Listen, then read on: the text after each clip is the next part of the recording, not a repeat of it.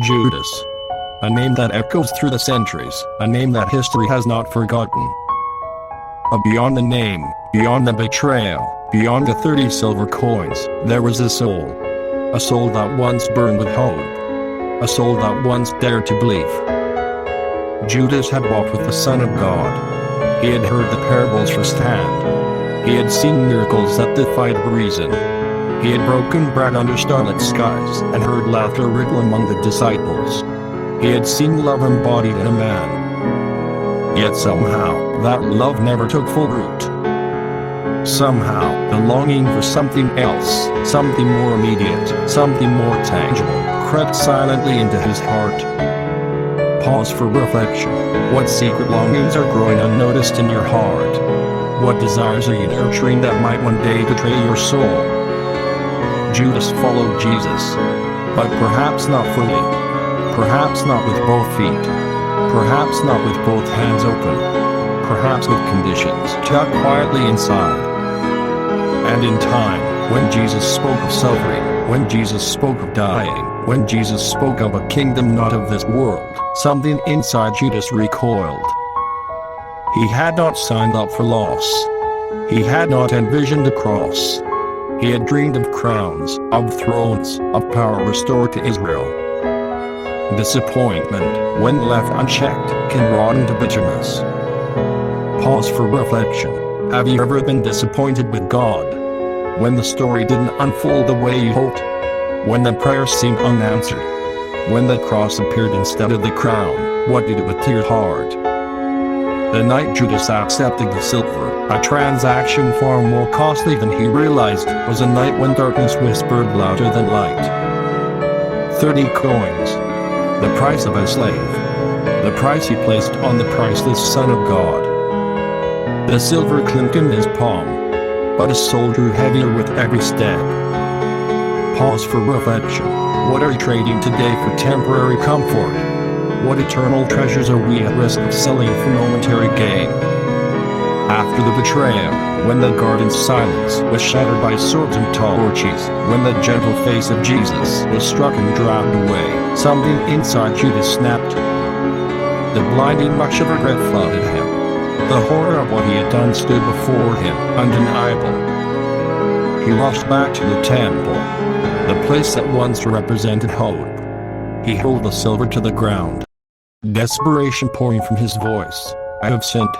I have betrayed innocent blood.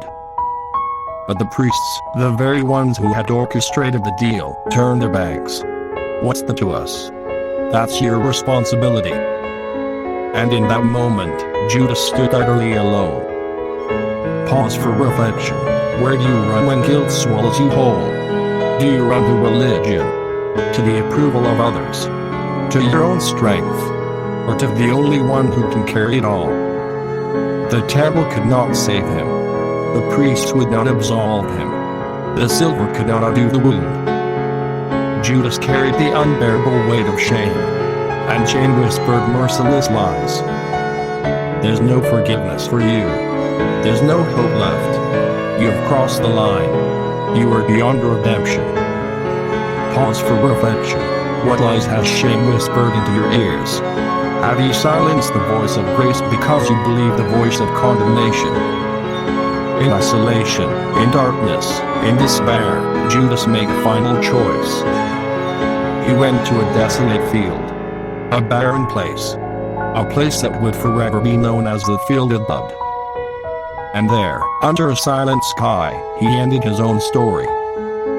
Pause for reflection. How many today still end their stories in fields of regret, convinced that their failures are final?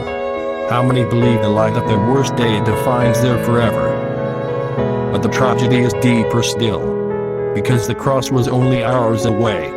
The cross, where mercy would bleed to cover the ugliest sins. The cross, where the greatest betrayal could be swallowed up by the greatest love. If only Judas had waited. If only Judas had turned back. If only he had looked into the eyes of Jesus, even from a distance, and seen the unchanging love. Pause for reflection. How many times have you given up when the breakthrough was just around the corner? How often do we quit when grace is almost within reach? Peter also failed. miserably, publicly. He denied Jesus not once, not twice, but 3 times. And yet, Peter lived. Peter repented. Peter returned. Peter was restored. The difference was not in the severity of the sin. The difference was in the response. Peter fell into mercy. Judas fell into despair. Pause for reflection. When you fall, what do you fall into? Bitterness, isolation, self-punishment, or into the everlasting arms of grace. Imagine if Judas had thrown himself at the foot of the cross instead of hanging himself in a lonely field. Imagine if, in his brokenness, he had whispered a desperate prayer for mercy. Imagine if he had dared to believe that even for him, forgiveness was possible. The cross was wide enough. The blood was rich enough. The love was deep enough. Even for Judas. Pause for reflection. Do you believe it's still enough for you today? No matter where you've been. No matter what you've done.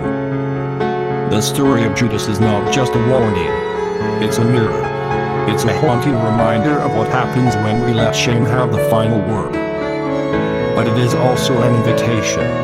An urgent call to come running home before it's too late. You are not beyond reach. You are not too far gone.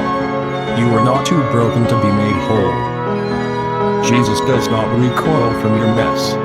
He does not flinch at your failures. He does not regret choosing you. Pause for reflection. Will you let grace have the final word over your life? Will you allow the Savior to rewrite your ending? The cross still stands. Arms still open. Blood still speaking better things than shame. Hope is not lost. Hope has a name. His name is Jesus. And he is waiting. Even now. You don't have to write your ending in a field of regret. You can write it at the foot of the cross. Continued in Part 3.